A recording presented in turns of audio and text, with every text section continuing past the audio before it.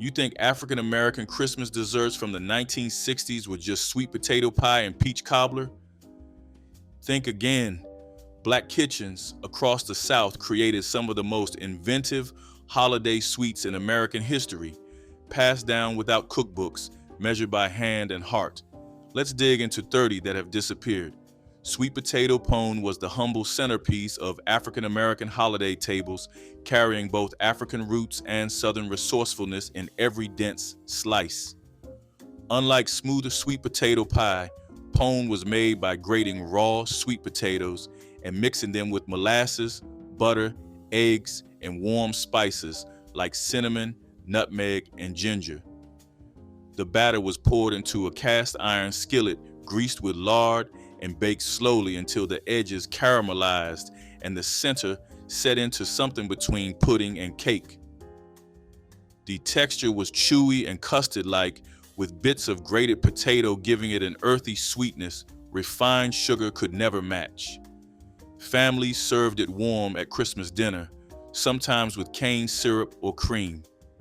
It was deeply satisfying, a reminder that the sweetest things came from gardens and grandmothers who measured nothing but knew everything. Sweet potato pone has nearly vanished from modern tables, yet those who remember it recall its warmth with reverence. Molasses pound cake carried the weight of tradition in every dark, dense slice that graced African American Christmas tables throughout the 1960s. This was not pale, buttery pound cake. It was richer, deeper, made with blackstrap molasses that gave it smoky sweetness. Grandmothers creamed butter and sugar by hand until their arms ached, then folded in eggs before adding molasses, flour, and spices that filled kitchens with holiday warmth. The cake baked low and slow in tube pans, emerging with a crackled top and moist crumb that lasted for days. Families sliced it thin and served it with coffee after Christmas dinner, passing plates while elders told stories of holidays past. Molasses was cheaper than refined sugar and carried more nutrition, making this cake both practical and indulgent. It represented the ingenuity of Black cooks who transformed pantry staples into celebration. Though rarely baked today, molasses pound cake remains a taste of Christmas memory for those who knew it. Persimmon pudding appeared on African American Christmas tables when wild persimmons ripened in late autumn, their orange globes hanging from bare branches like holiday ornaments. Families knew to wait until frost sweetened the fruit, transforming its astringent bite into something almost tropical. The persimmons were pressed through colanders to create smooth pulp that formed the heart of this custard-like dessert.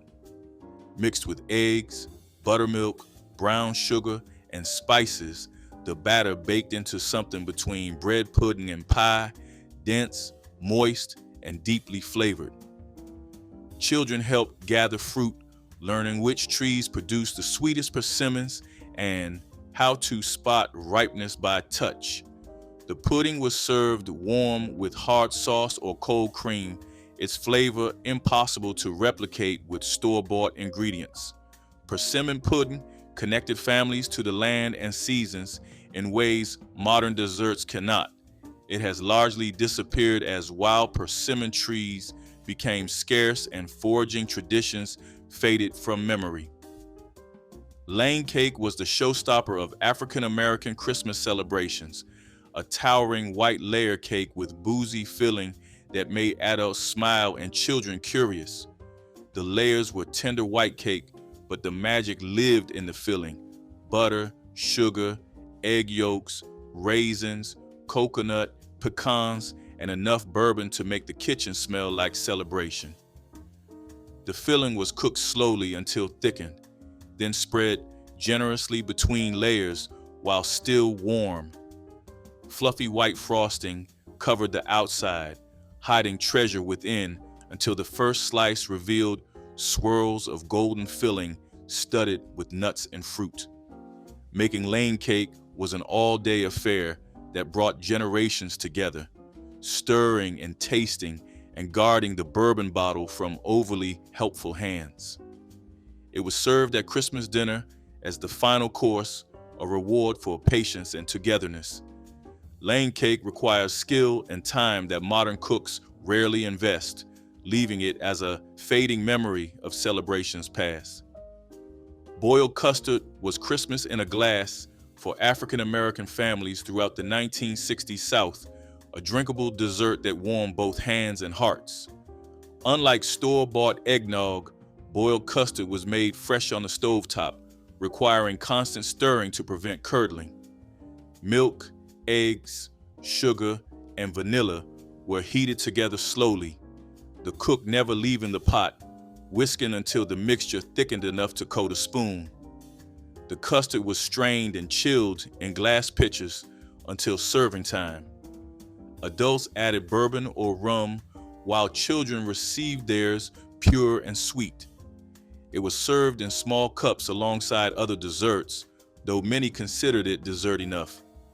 The silky texture and delicate vanilla flavor made it feel luxurious despite simple ingredients. Making boiled custard was skill passed from mother to daughter, learned through watching rather than reading. This tradition faded as instant puddings and commercial eggnogs filled refrigerator shelves, but its memory lingers for those who knew its warmth. Stack cake with dried apple filling was a community dessert that brought neighbors together for African American Christmas celebrations, each layer representing a different family's contribution. Each family baked thin, cookie-like cake layers using molasses or brown sugar, then brought them to gatherings where the stack was assembled. Dried apples, cooked with spices into thick paste, served as both filling and mortar between layers. The assembled cake was wrapped in cloth and left to rest for days, allowing apple filling to soften layers and meld flavors into something greater than its parts. A proper stack cake had 8 to 12 layers, standing tall on Christmas tables as proof of community cooperation. The taste was complex, spiced apples, meaty molasses, cake in each bite. Stack cake taught children that celebration was shared responsibility, and the best things came from many hands working together. This tradition has nearly disappeared as families scattered and communal cooking faded from holiday practice. Jam cake with caramel icing was the crown jewel of African American Christmas baking, a dark spice cake made rich with blackberry jam and covered in glossy, homemade caramel. The cake was dense and moist, flavored with cinnamon, allspice, cloves, and nutmeg that filled houses with holiday warmth. Grandmothers folded in cups of homemade blackberry jam, often preserved from summer picking, which gave distinctive fruity depth. The real glory was the caramel icing, sugar and butter cooked until golden, then beaten smooth while cooling. Getting caramel right required experience. Too hot and it turned to candy, too cool and it wouldn't spread. When done perfectly, the icing formed a glossy shell that cracked slightly with each slice, revealing dark, jeweled cake beneath. Jam cake appeared at Christmas dinner as proof of the baker's skill and love, often made only by the family matriarch. The combination of spice cake and caramel icing has become rare as fewer cooks attempt the temperamental frosting. Coconut layer cake with 7-minute frosting was the elegant finale of African American Christmas dinners, its snowy appearance hiding layers of tender cake and cloud-like meringue. The cake layers were made with butter, sugar, eggs, and flour, sometimes with coconut milk for richness. Fresh coconut was grated by hand, labor of love producing moist shreds, nothing like processed descendants. The 7-minute frosting got its name from cooking time, beating egg whites with sugar over double boiler until they transformed into glossy peaks. Frosting was spread thick between layers and over the cake, then covered with coconut until it resembled a winter snowdrift. Children competed for corner pieces where extra frosting gathered, while elders savored tender cake against marshmallow soft frosting. Making this cake was all-day commitment, showing love through effort. Coconut layer cake has become rare as scratch baking fades and the skill of 7-minute frosting disappears with each generation. Egg custard pie was the quiet star of African American Christmas dessert tables, proving the best sweets needed nothing more than pantry staples and patient hands. The filling was almost impossibly basic: eggs, sugar, milk, vanilla, and a whisper of nutmeg.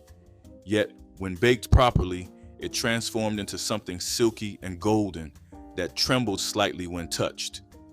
The crust had to be perfect, flaky, and tender, often made with lard that produced richness butter couldn't match. Grandmothers tested doneness by gently shaking the pan, knowing the exact wobble that meant custard was set but still creamy. The pie was served cool, each slice releasing delicate fragrance of nutmeg and vanilla.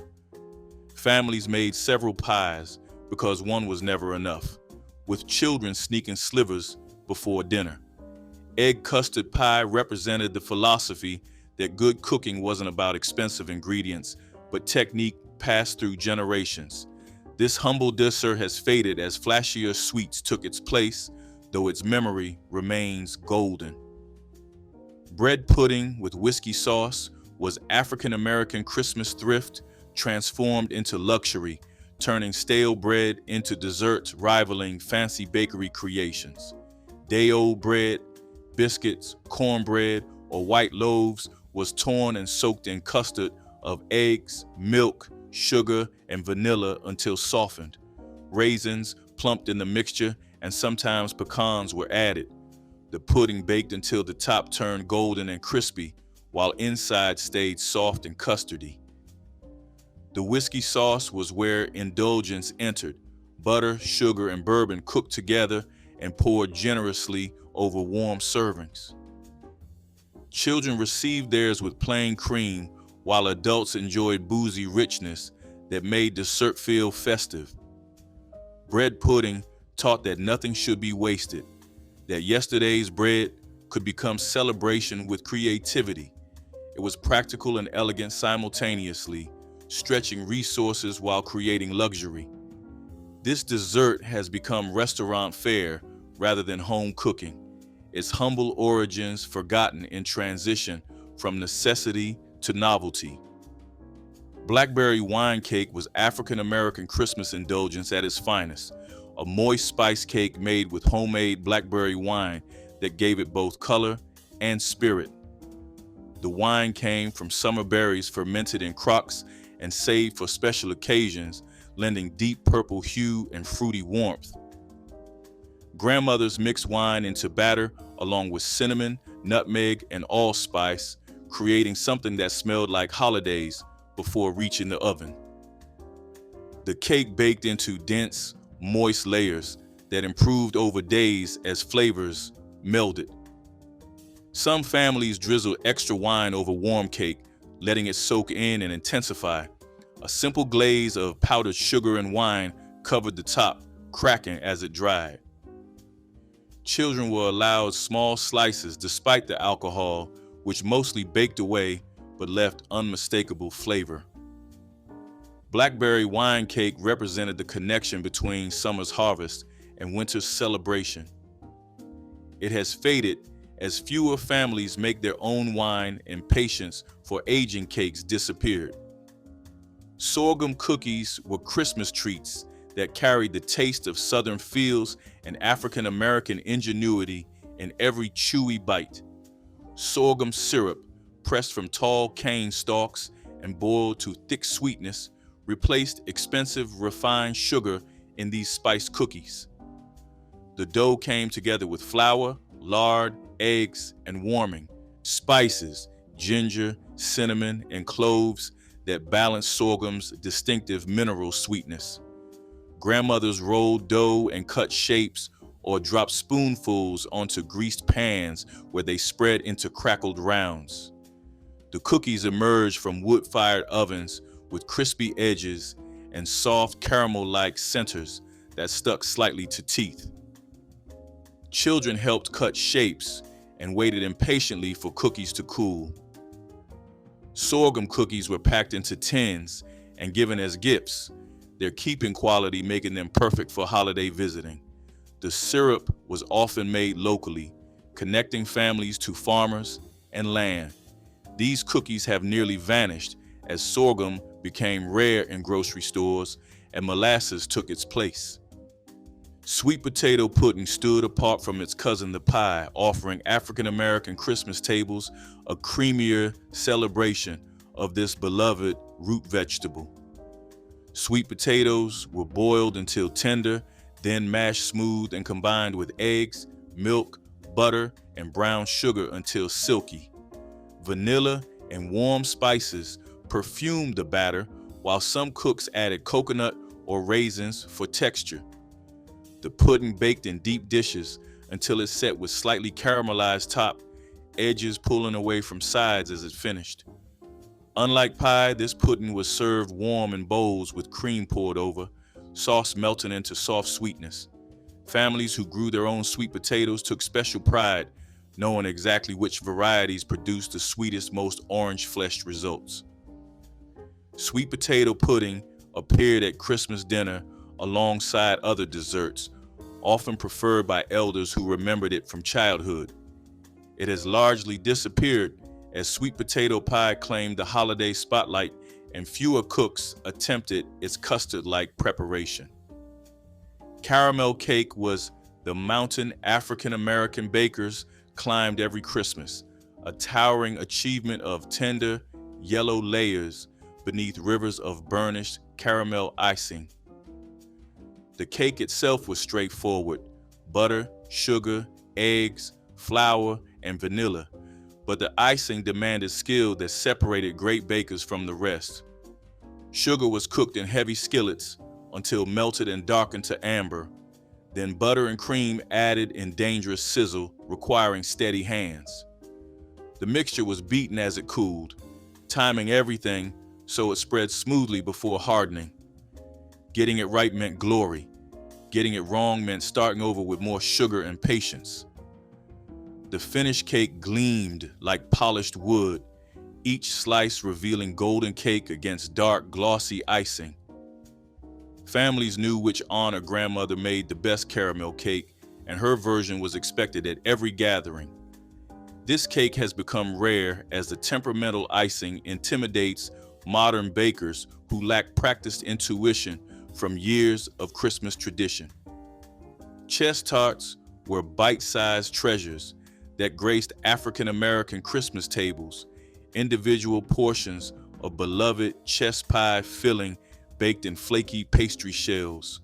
The filling was simple: butter, sugar, eggs, and splash of vinegar that gave tang and helped it set into creamy custard. Grandmothers made dozens at a time, pressing pastry into muffin tins and filling each with careful spoonfuls. The tarts baked until tops turned golden and slightly crackled, filling puffed then settling as they cooled. Children could eat these without plates or forks, perfect for gatherings where guests milled about visiting. The tarts were arranged on platters lined with doilies, looking fancy despite humble ingredients. Some families added lemon zest or coconut, creating signature variations. Chess tarts represented the philosophy of making elegance from economy, transforming pantry basics into celebration. They have faded from holiday tables as chess pie became less common and convenience replaced scratch baking. Fruit cocktail cake was 1960s African American Christmas convenience transformed into something beloved, using canned fruit cocktail as both flavoring and moistening agent.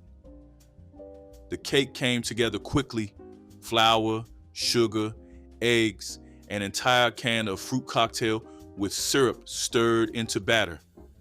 Some versions added coconut or nuts, while others kept it simple, letting fruit provide interest and sweetness.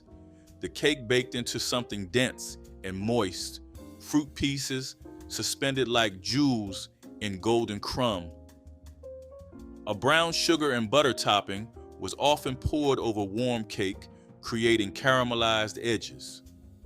Families appreciated that this required no creaming of butter, no separating of eggs, just mixing and baking. It was practical for busy holiday seasons when elaborate desserts demanded attention. Children loved finding fruit pieces in their slices, especially bright red cherries. Fruit cocktail cake has largely disappeared as canned fruit fell from fashion, though those who remember it recall its honest sweetness fondly. Japanese fruitcake was neither Japanese nor particularly fruity, but it was beloved at African American Christmas gatherings for its impressive layers and spice complexity. The cake featured alternating white and spice layers, the dark ones rich with cinnamon, allspice, cloves, and sometimes raisins. Between layers went filling made from coconut, sugar, and citrus, usually oranges, cooked until thick. The assembled cake stood tall and dramatic, its contrasting layers visible with each slice, making it was a 2-day affair, with cakes baked one day and assembled the next after flavors mellowed. The origin of its name remained mysterious, though some traced it to exotic appeal of anything Japanese in earlier decades. Families who made Japanese fruitcake did so with pride, knowing its complexity set it apart from simpler desserts. The cake has become rare as its labor-intensive preparation confused younger generations who never learned its secrets from their elders. Buttermilk pralines were African-American Christmas candy that captured New Orleans sophistication using ingredients common in Southern pantries. The candy was made by cooking sugar, butter, and buttermilk until reaching soft ball stage, then beating in pecans and vanilla before dropping onto wax paper. Buttermilk gave these pralines tangier, more complex flavor than versions made with cream, while sugar caramelized into something approaching butterscotch. Grandmothers tested temperature by dropping bits into cold water, knowing when candy reached proper stage through years of practice. The pralines spread into irregular rounds as they cooled, surfaces matte, interiors creamy and studded with nuts. Children watched candy making with fascination, waiting to scrape the pot. Buttermilk pralines were packaged in tins, given as gifts to neighbors and church members. This candy has faded as candy thermometers replaced intuition, and store-bought pralines became easier than mastering temperamental cooking. Tea cakes were humble cookies that African-American grandmothers baked by dozens for Christmas, simple rounds carrying more love than any elaborate confection.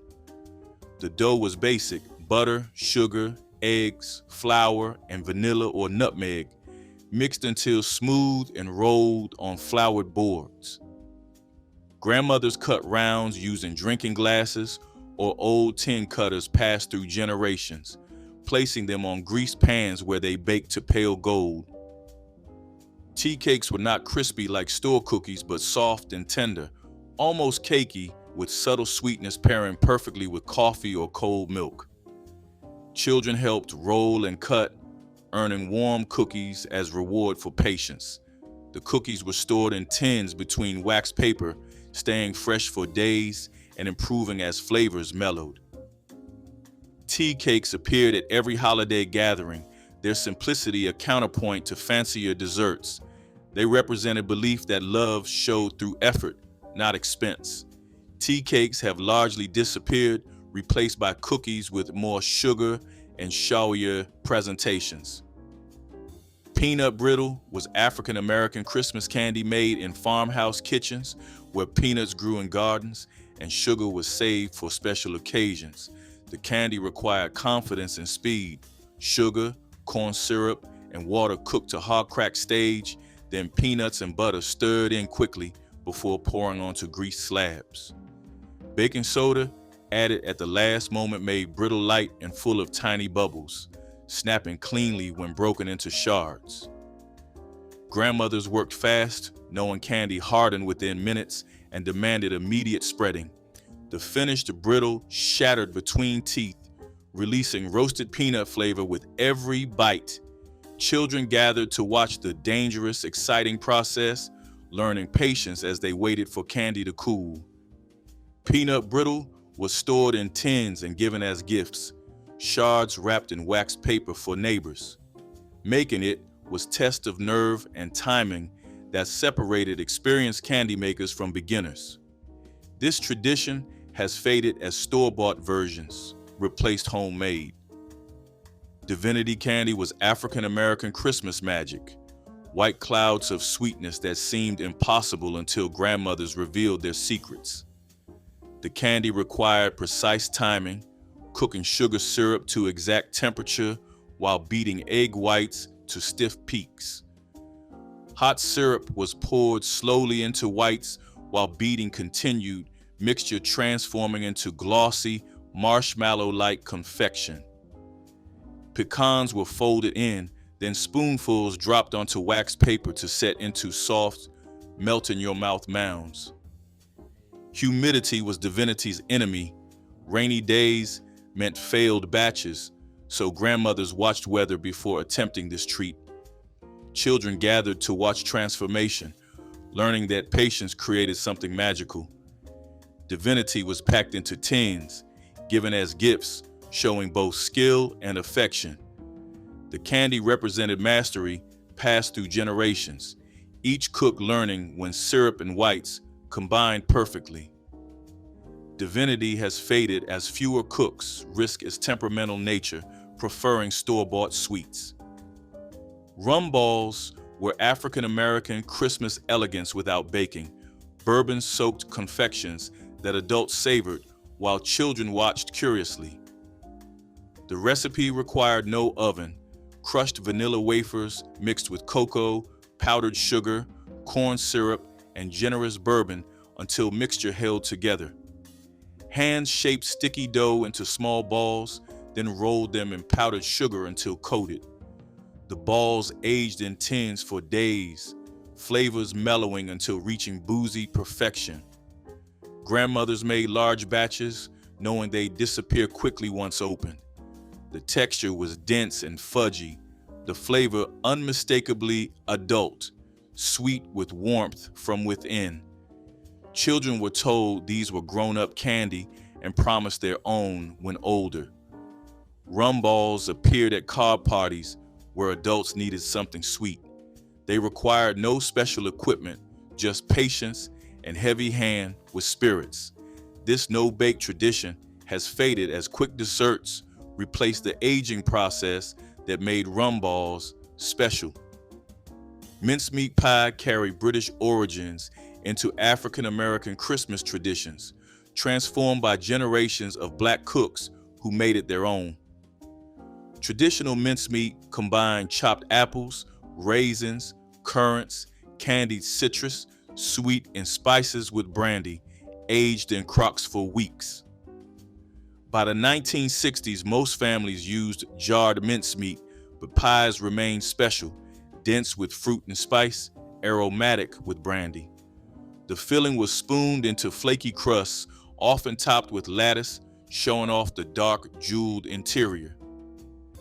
Mincemeat pie was served in thin slices because its richness demanded restraint, often with hard sauce melting over warm filling.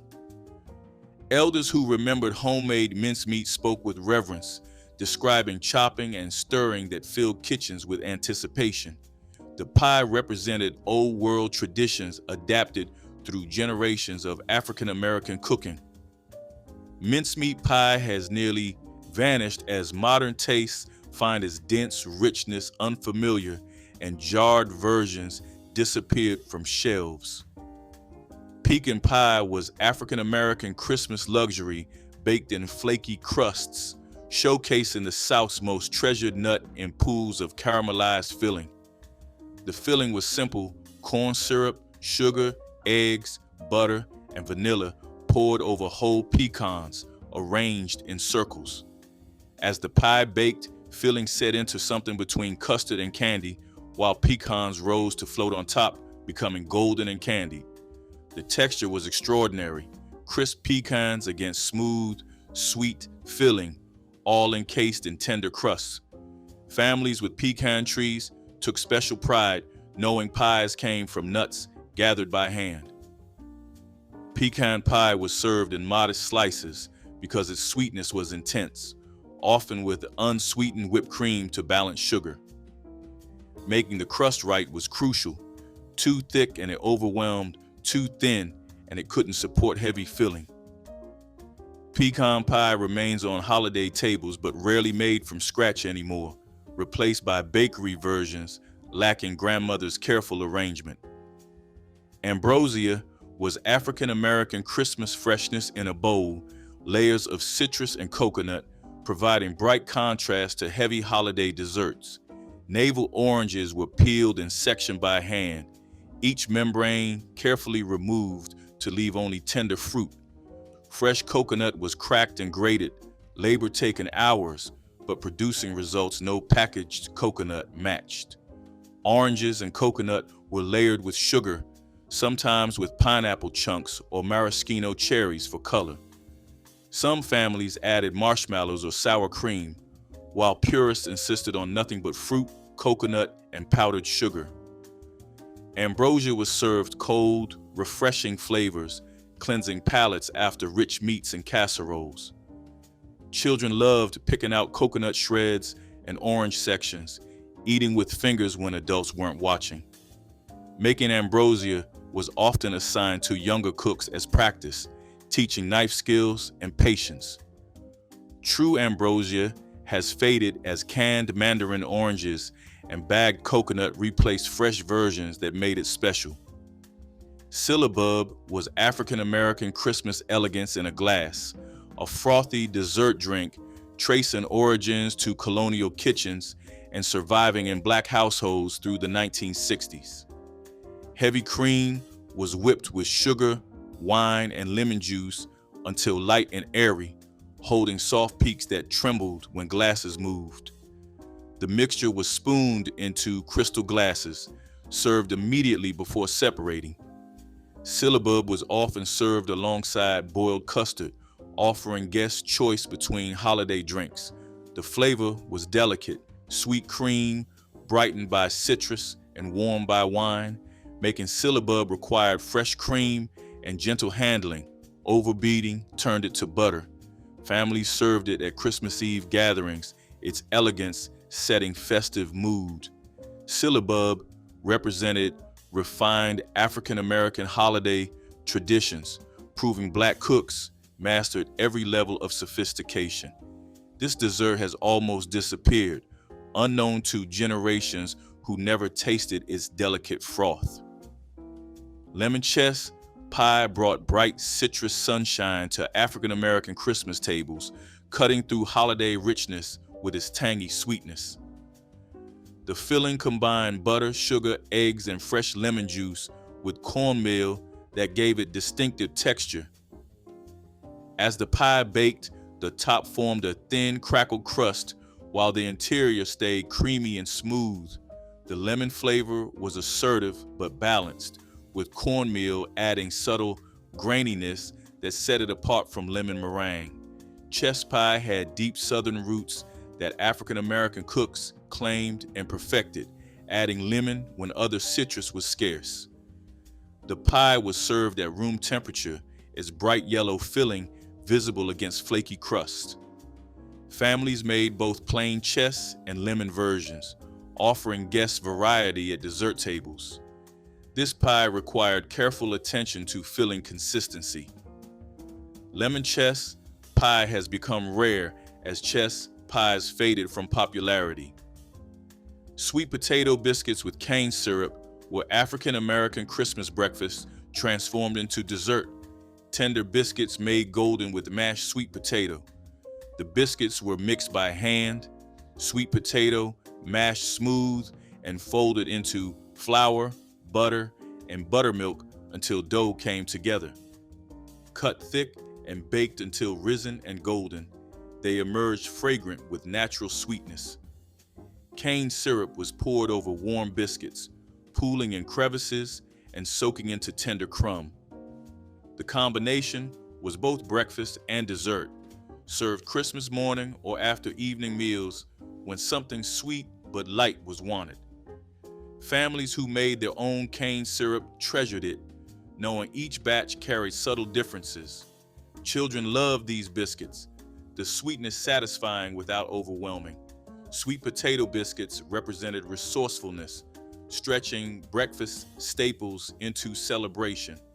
This tradition has faded as cane syrup became rare. Fig preserves cake was African American Christmas tradition built on summer's labor, a spice cake made moist with homemade preserves stirred into batter. Families with fig trees made preserves each summer, cooking fruit with sugar until thick, then canning for winter baking. The cake was dense and dark, flavored with cinnamon, nutmeg, and cloves, complementing figs' honey sweetness. Some versions were baked in 2 pans, others in layers spread with cream cheese frosting. The preserves kept cake moist for days, improving as flavors melded. Making fig preserves cake required planning, summer's work paying off in December celebration. Families without fig trees relied on gifts from neighbors or church sales. The cake represented patience and seasonal awareness. Modern convenience has erased. Fig preserves, cake has nearly vanished as fewer families preserve fruit. Fried hand pies were African American Christmas treats that children loved best. Individual pastries filled with fruit and fried until golden. The dough was simple: flour, lard, salt, and water, rolled thin and cut into rounds that folded over filling. Apple, peach, or sweet potato fillings were spooned onto each round, then edges crimped with fork tines before pies went into hot oil. They emerged puffed and golden, crusts crackling as they cooled while steam escaped. Children gathered waiting for pies to cool enough to eat, biting through crispy crusts to reach warm, spice filling. Hand pies were practical, portable, requiring no plates for serving. Grandmothers made dozens, knowing they'd disappear within hours. The dough had to be thin enough to crisp but strong enough to hold filling. Fried hand pies represented holiday abundance, treats worth the effort. This tradition has become rare as baked and frozen pies replace homemade. Blackberry molasses cobbler was a sticky, smoky dessert that belonged to cast-iron skillets and long summer nights. The berries were gathered wild from fence lines and hedges, their juice staining fingers and laughter alike. Mixed with thick, dark molasses and a handful of sugar, they turned into a bubbling, fragrant filling.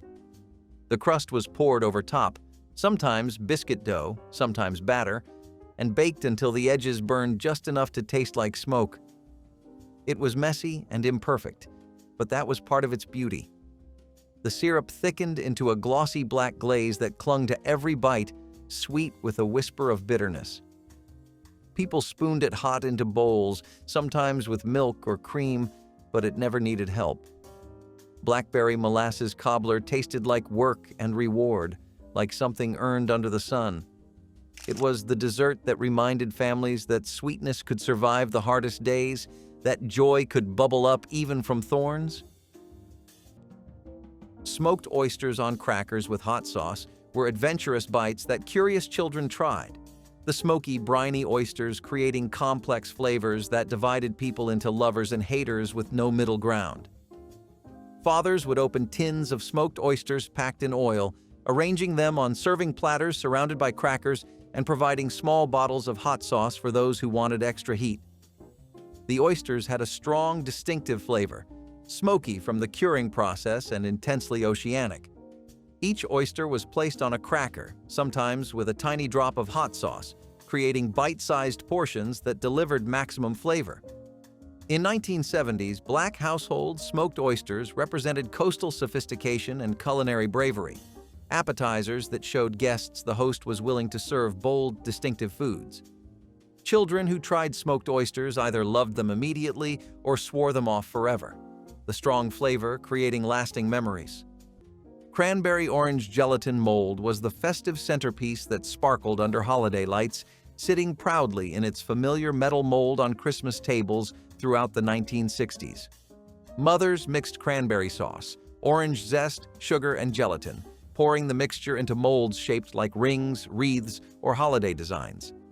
When it chilled overnight, it emerged glossy and jewel-toned, firm enough to hold its shape, but soft enough to melt on the tongue. Children loved the wobble, tapping the plate lightly just to see it jiggle before taking a bite. The flavor balanced tart cranberry with bright citrus, making it refreshing alongside heavier holiday dishes. Mothers appreciated that it required few ingredients, stretched far, and looked impressive without costing much. It added color to plates filled with greens, dressing, and meats, offering a sweet note between savory bites. This dish represented the creativity and pride mothers brought to holiday meals, transforming canned and simple ingredients into something festive and memorable. Even decades later, people remembered the cool sweetness and the joy of unmolding it just right. Cranberry orange gelatin mold tasted like holiday sparkles shaped by steady hands. Grease gravy rice was what people cooked when they refused to let anything go to waste. When breakfast meats were done frying, the leftover grease became treasure. A spoon of flour went in first, sizzling and popping until it turned golden. Then milk or water got poured in, slow and steady, until it thickened into smooth gravy. That hot gravy poured over white rice made something out of nearly nothing. It was salty, creamy, and smoky all at once. The smell filled the house and the taste filled the stomach. Parents called it breakfast, but it could carry a family through an entire day. It came from kitchens that knew survival like a second language, where flavor was earned from thrift and patience. Kids grew up thinking it was comfort food, not knowing it was born from rationing and struggle.